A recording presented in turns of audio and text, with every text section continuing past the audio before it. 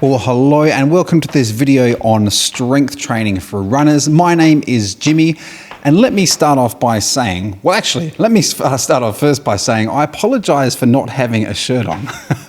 I really am not one of those guys. I did not want to do this video with no shirt, but this stuff was filmed during a bit of a heat wave here in Perth. So we had I think it was almost 2 weeks where the weather was above 40 degrees.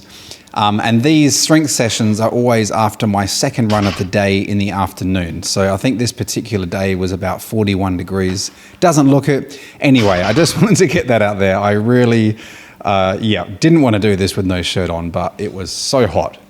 Second thing I want to start off by saying is I am in no way an expert in this stuff. So don't view this as an instructional video because I am just a guy on the internet.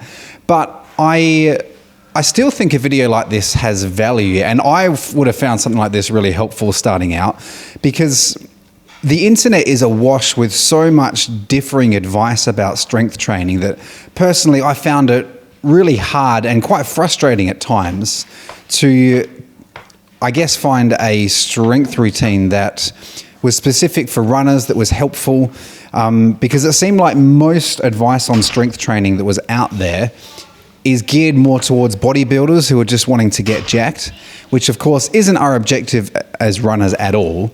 So if you are after some expert advice, I strongly recommend reading a book called Strength and Conditioning for Endurance Running by Richard Blagrove or something.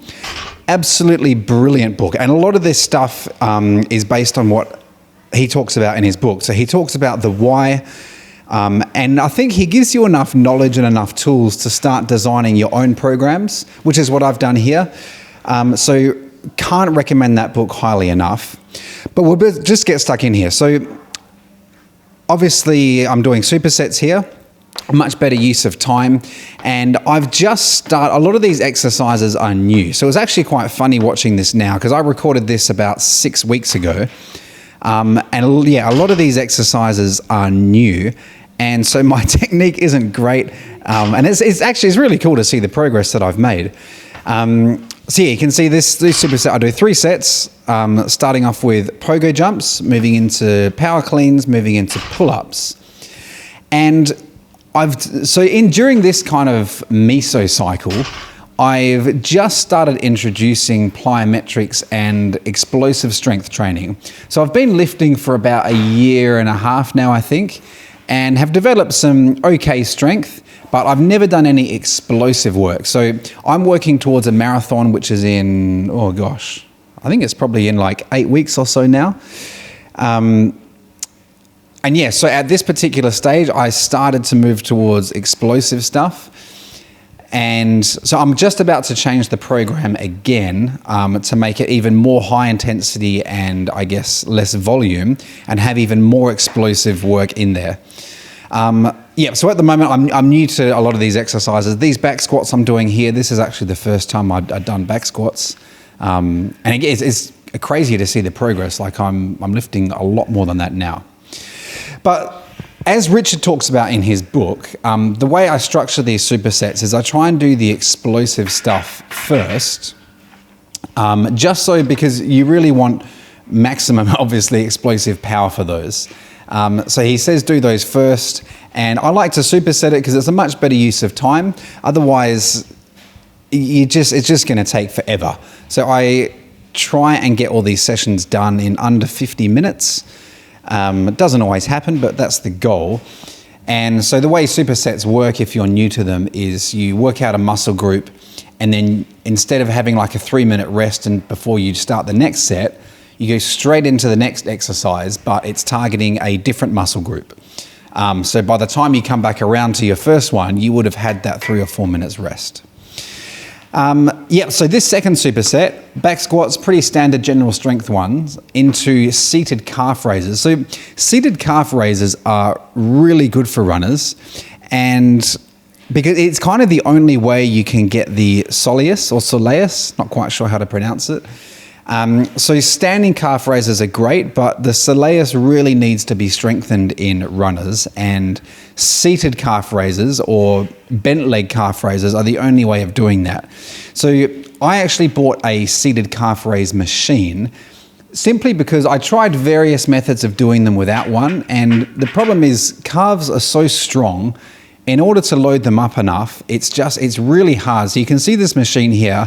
I've got a lot of weight on there. There's 75 kilos, but it's a bit hard to see. It's got all that leverage as well. So it's quite far out in front on a lever. So I'm not a nerd. Well, I am a nerd actually, but I haven't worked out kind of the equivalent of what I'm lifting is. But there's a lot of leverage there on that weight as well. So knowing how important it was to strengthen the soleus, I invested in this seated calf raise machine. So I think it wasn't too bad. It was like a couple of $100, but no regrets doing that.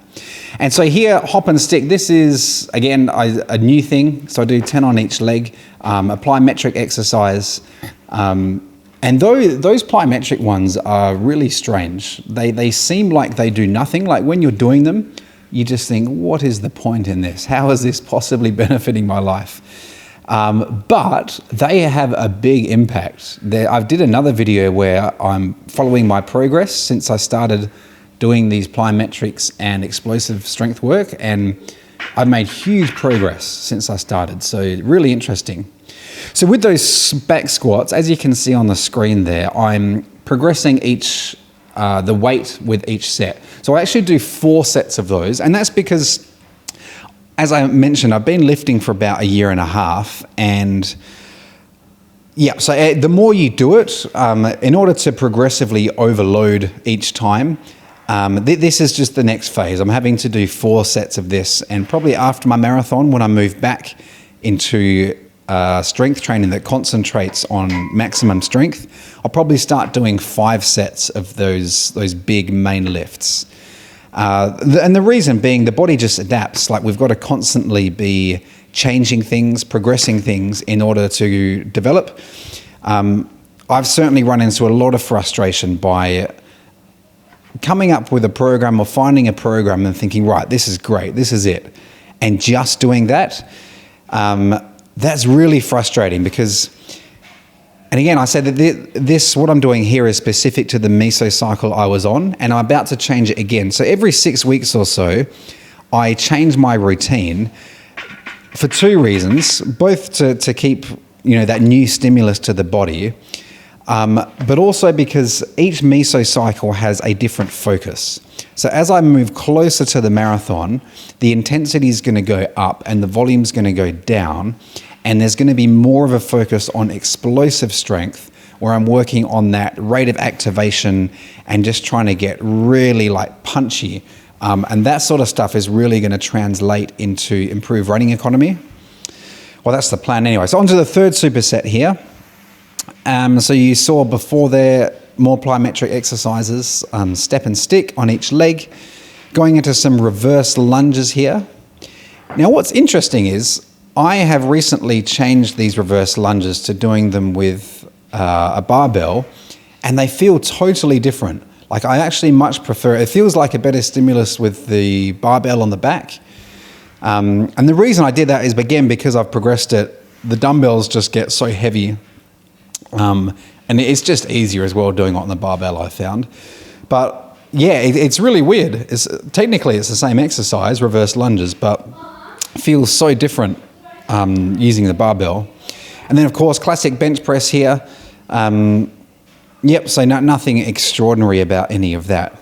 But I think it's really important to have a particular focus for each mesocycle. So definitely change up your routine every 4 to 6 weeks. So definitely don't view this and think, oh, Jimmy's been doing it a while. He seems like he's read people who know what they're talking about. I'll just do this. Like, cool, but like I've changed this now. I've found that if you don't change it up every 6 weeks, you just stagnate and you end up wasting your time. And also we should be, because with training, there are different phases in training. You've got a base building phase, and then as race day approaches, you get more specific. It's the same thing with strength training. And the way that works is, I mean, it depends how long you've been lifting for. So if you're new to it, definitely start off by just working on general strength. And again, Richard goes over all this in his book. But you start off by working on general strength, and then you kind of move up to explosive strength work, and then you can add some plyometrics. But for the rep ranges and the weights as well, we should talk a little bit about that. If you're just starting, old mate Richard reckons good rep ranges to work with are between 8 to 12 reps when you're starting. And I mean, who knows how long you hold that, but after you've been doing that for a few months, like maybe 3 or 4 months, then the goal should be to increase the weight you're lifting and decrease the number of reps. So you'll see with the like proper heavy strength exercises I'm doing, they're all within that 3 to 5 rep range and pretty heavy. And that's because I've just been doing it a while.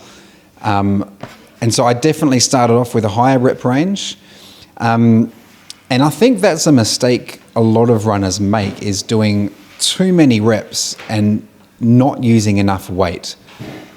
The advice from those who know seems to unanimously be that runners should be lifting very heavy. So between that 3 and 5 rep range, in order to get benefit. Because a lot of people mistakenly think, oh, I want to lift specifically for running. And so they think, well, I'm an endurance runner, so I want to do lots of reps. Whereas there's actually the opposite. We get all the endurance training we need in our muscles from our running training. There's absolutely no point in doing that in our strength training. So what we do in strength training should be lifting heavy, moving towards explosive work.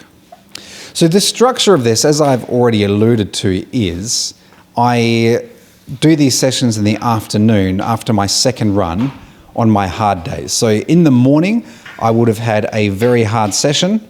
And then in the afternoon, I have just done an easy run, and then I go straight into here. So it definitely is suboptimal. Like if my focus was lifting, I definitely wouldn't be training like that. But of course, all this strength training should be complementary to our running. The goal isn't lifting, the goal is running. So that was the end of the first session, actually. This is the second session. So this one would be on my second tough session of the week. And again, starting off with these explosive exercises. These are some barbell squat jumps. And it looks funny, you know, obviously when you're doing it, you're giving it your all, but watching this, not getting far off the ground at all. But again, I've been measuring the effect this has had on my explosive power, and it's pretty amazing the progress I've made. So even though it feels a bit silly, it works. And also you have to respect it, because after doing this explosive stuff, you don't really feel tired afterwards, but you just have to trust that actually it is pretty intense. The plyometric stuff feels like nothing, but it is a load. It is actually quite harsh on the body, so you've got to respect it as well. So this is, again, because I mean, it's a bit of a bummer. Like I always feel knackered coming into these sessions because I do big interval session in the morning. So I'm pretty cooked by the time I get to these, but still managed to put in some good work. So you see here, these deadlifts, this is probably my main lift for the session. So you can see I do 4 sets there and work my way up. And again, this was 6 weeks ago, and just looking at those numbers, it's pretty cool. I've added 10 kilos to each of those. So the session I did this week, that last set, I was deadlifting 144 kilos.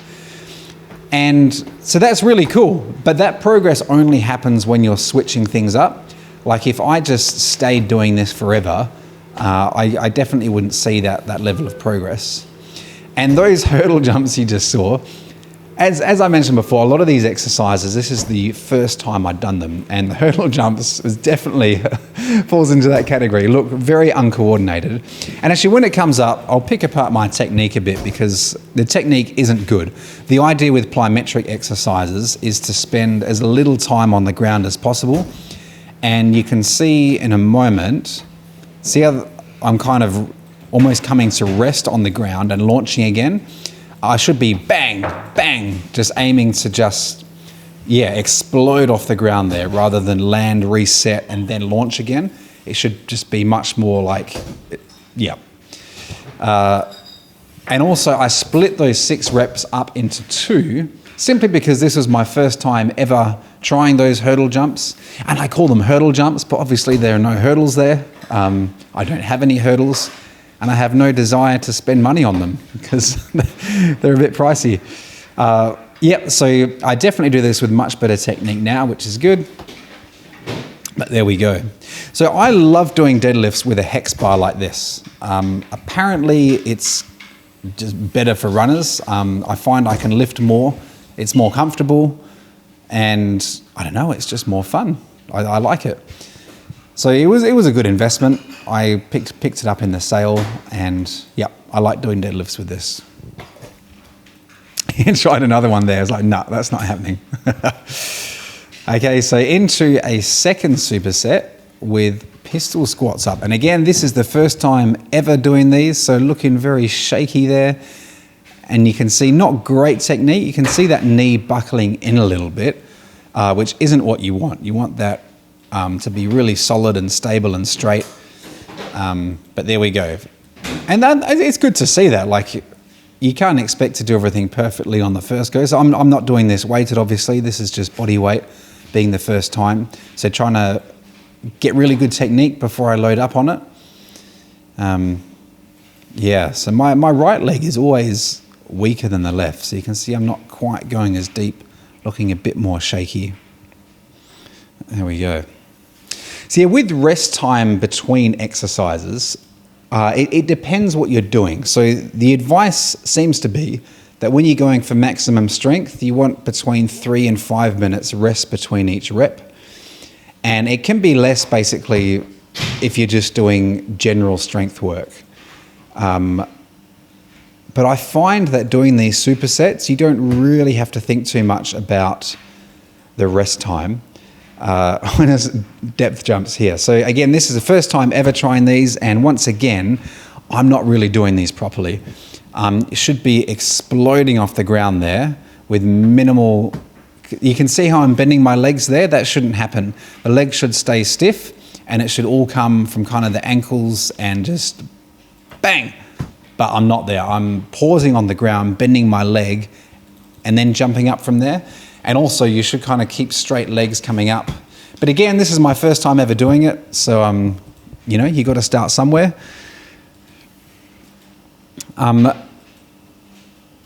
Yes, I mean, even during this block, I changed it up. So you can see there's only 2 exercises in this superset.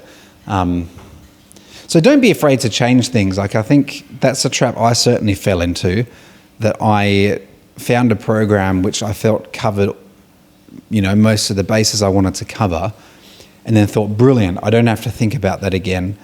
Sorted. No.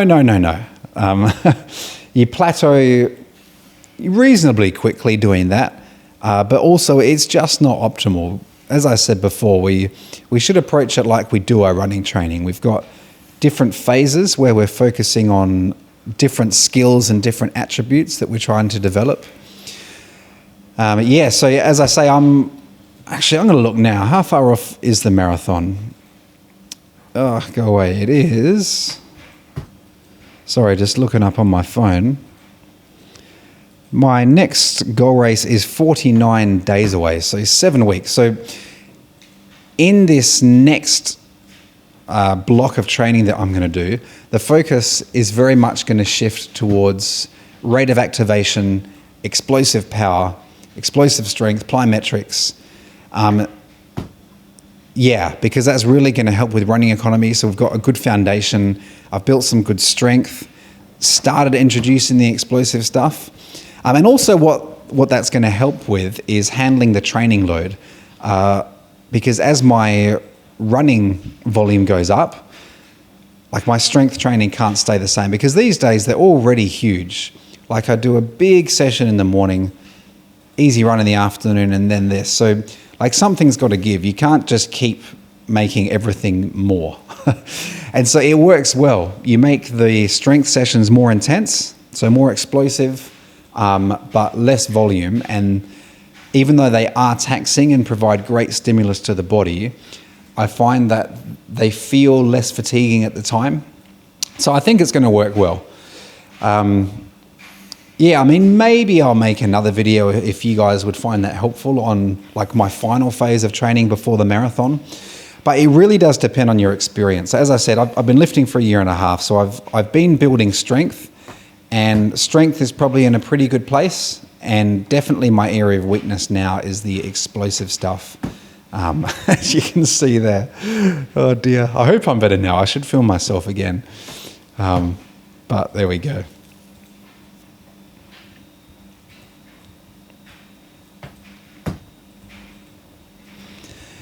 And I do 2 sessions of these a week. I have been doing 3 actually, but I don't do that anymore. So I did do another session on Saturday after the long run, which is brutal. So the long runs, they're getting very big now.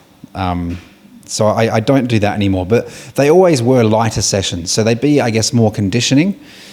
Yeah, we'll come back to that in a moment. So this is the 3rd superset, 3 sets each of these. Weighted pull-ups, and then bounding. So another plyometric one that, again, the first time ever doing those. So what was I talking about before? I can't remember. Do you remember, Joe? No. Joe's just sitting next to me. No, he can't remember either. Oh yeah, the Saturday sessions. So, yeah. They weren't, I don't think I had any of the major heavy lifts in, like deadlifts or back squats. It was more conditioning, so your stuff like single leg RDLs, core work, Nordic curls, that kind of thing. And speaking of conditioning, so this isn't the only stuff I do. These are my main lifts. I do little mini conditioning sessions throughout the week. And what I've found is strengthening all those stabilizing muscles really helps with injury prevention. I think it helps with mobility, and it's just different. Like, I made the mistake when I started of doing 3 big lifts a week and thinking I was protected, I had everything covered, that I was building this invincible body. But actually, I think conditioning is really important. We've got to strengthen all those stabilizing muscles as well as developing this maximal strength. So, yeah, I mean, so what do I mean by conditioning? Things like, crab walks, glute bridges, glute thrusts, all those standard exercises which don't involve big, heavy lifts. I do mini sessions of those throughout the week. I try and do some of those at work to save time. So they're usually between 20 and 30 minutes, those little ones.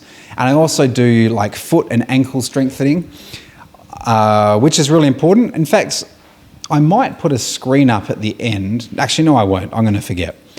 But if you would like me to talk about that, please let me know, and I'll maybe do another video or put something out about the conditioning work I do throughout the week. Because as I say, these are just the 2 main lifts. And that foot and ankle conditioning, again, I found is really important. Things like ankle inversions and eversions. And again, a lot of those exercises feel a bit silly when you're doing them, but yeah, they really help strengthen the knees, the ankles, and of course I do a bunch of mobility work as well. So, we're already into the last superset. I was too busy yapping away there. Is this the last one? I think so. Yeah, so I had the standing calf raise. So on the other one, you saw I did the seated calf raise, which targets the soleus, and the standing calf raise is also really good. So I've got the weighted vest there as well as a 40-kilo dumbbell. So try and go quick on the way up and a lot slower on the way down. And then into some weighted chest dips as well. And yeah, I actually, it's funny because I do enjoy strength training, but I enjoy it when I'm not in marathon training, which, hasn't happened for a while. And I enjoy it for a few reasons. Like, I think my body's, they say there are different body types with, fast twitch and slow twitch muscle fibers. It seems to me that my body is definitely more geared towards fast twitch, power, strength. because I seem to respond pretty well to weight training. So it's just a shame that I've chosen the marathon as my main thing, because I actually think if I was playing to my body's strength, shorter distances are much better suited to me. These are my two main lifts, and I don't think it's that much, 2 50-minute sessions a week. And, I think I've gotten reasonably strong, in pretty good shape. So it doesn't take much, but, consistency is something people struggle with. But, I'm probably not a great person to talk to about that, because I'm a bit weird, probably a little bit further down the autistic spectrum when it comes to this stuff. Once I commit to something and decide I'm going to do it, there's just like no stopping me. There's never an option not to do it. So if I decide I'm going to commit to something, I commit to that whole process. So I just never, ever miss runs, never miss strength sessions. I don't know why, it's just the way my brain works. But if you are a person who struggles, to nail out those sessions that you don't really want to, Joe's saying me. Joe, been trying to get Joe to do some strength work.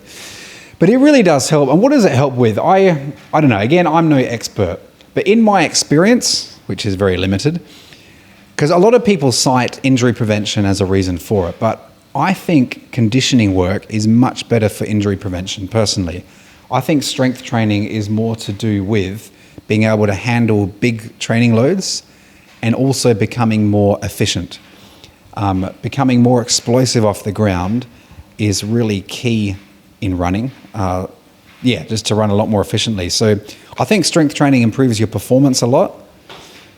It just makes you feel good about yourself. It makes your body, I think, better prepared to handle bigger loads. But I would definitely recommend doing the basic conditioning work as well. Anyway, I can see this video is coming to an end. So thanks for watching. I hope all that blabbering was vaguely useful or helpful for you. Ask any questions. Again, I'm no expert. This is what I do. It's going to change soon. Thanks for watching, and I'll see you next time.